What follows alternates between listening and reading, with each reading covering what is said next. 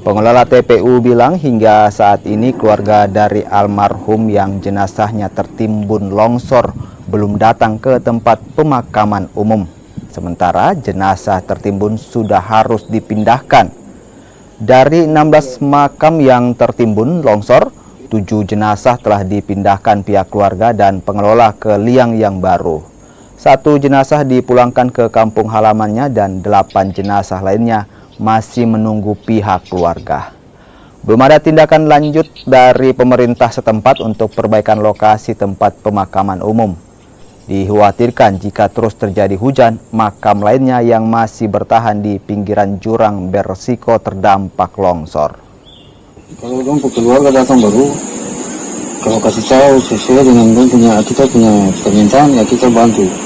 Kalau tidak sesuai cuma kita jalan saja. Nanti keluarga jangan angkat sendiri. Kalau sesuai kita bantu gali dan kita angkat bawa kubur. Kita siap liang yang baru, baru kita angkat yang longsor, kasih pindah.